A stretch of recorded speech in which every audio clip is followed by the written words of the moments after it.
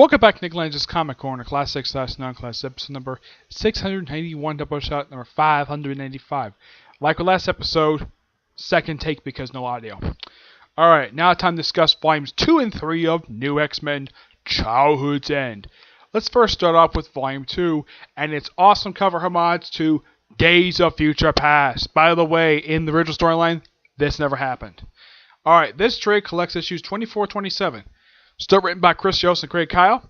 Artwork by Paco Medina, which I think he's still continuing for a little while before he leaves. This picks up right where the last trade left off, with the school bus being blown up, and then of course later on, Wildfire gets assassinated by one of Stryker's goons. And then his purifiers storm the Institute, try to go on a killing spree, and eventually Stryker himself is killed by Elixir. Of course, his skin turns black and sticks his fingers into the guy's head. Yep, and he remains dead for about 2 or 3 years, until he's brought back via a virus by the robot known as Bastion. Bastion, those of you know who this guy is, he is a merger between a version of Nimrod and Mastermind, the basically the robot factory that built the Sentinels. Yeah, and this of course is the Mark 1 Sentinels, not Mark 2, Mark 3. This is the thing that basically actually physically built the Sentinels. Despite the fact they were designed by the Trask family, the Mastermind pretty much was the one that built them. Yep. Of course, this also introduced the character of Matthew Rankin, basically later gets killed and resurrected via also the same virus. But that's a story from their time.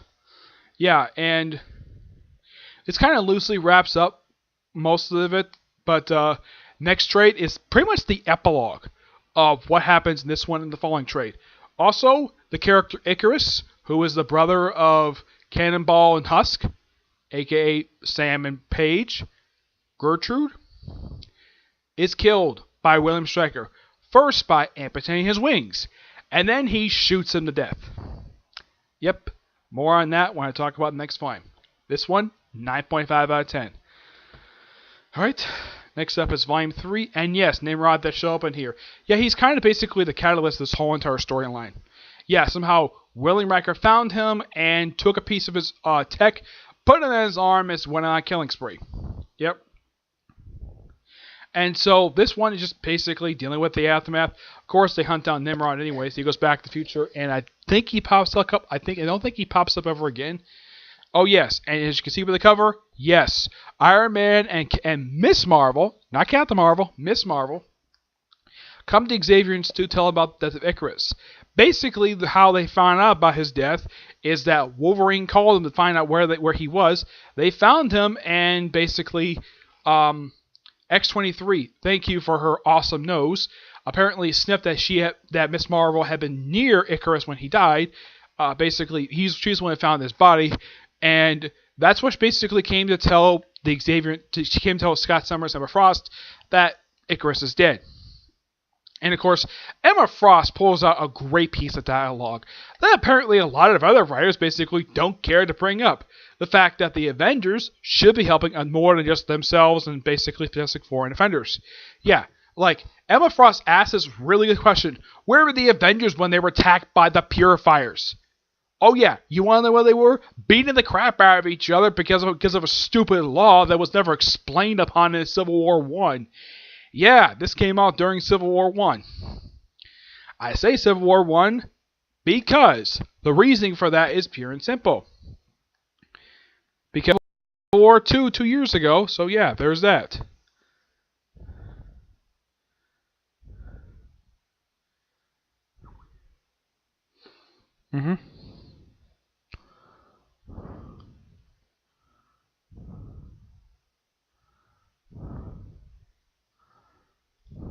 Alright. Yeah. So, this was actually, I should point out though, that this trade contains issues 20 to 32. Still written by Chris Yost and Craig Kyle. Paco Medina is on the artwork, so he kind of leaves after this. With Mike Norton and Duncan Ratu on the artwork.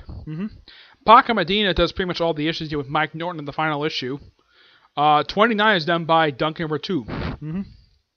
Now, one thing I do praise about this trade is that they do recognize the fact that Chris Yost and Craig Kyle created X-23. Yep. So, yeah. Great storyline here. Next volume deals with the character Mercury. Yep. She does. Also, they reveal exactly in issue 32 what the heck happened to Wither. He left the Xavier Institute because, well, he turned Wallflower's hand to basically like decaying husk, and he ran away. And that issue was his return, and after that, he never appeared in the series ever again. He later returned to pages of X-Force, part of, and of course, that issue pretty much helps set up Narosha. Yeah, that issue is basically a setup for Narosha. Basically, what happened to him is that apparently he wound up homeless, lived with an old lady for a little while, and this old lady was actually a famous X-Men villain in disguise. Who was this X-Men villain? The sexy Selene. Yep, she was in fact this old lady all along. And of course, she basically turns Wither into basically a male version of herself. Basically a vampire who sucks up life force instead of blood. Yeah, basically she takes away his decaying power and makes him a life-sucking vampire so he can at least touch people without turning into frickin' dust. Yep. Which, gotta say, it's actually a pretty neat move. And apparently, I'm glad the fact that Chris Yost and Craig actually follow up on this in X-Force, because after this, Wither is never seen this comic ever again. He never returns. So you follow up with this in Narosha. Yeah. That's basically what it is, alright? So, yeah. That's it for this particular episode. Great set of issues. 31 kind of wraps up pretty much everything in here. That's something else. But yeah. But with next episode, I'm hopefully to cover the last 2 trades of Childhood's End.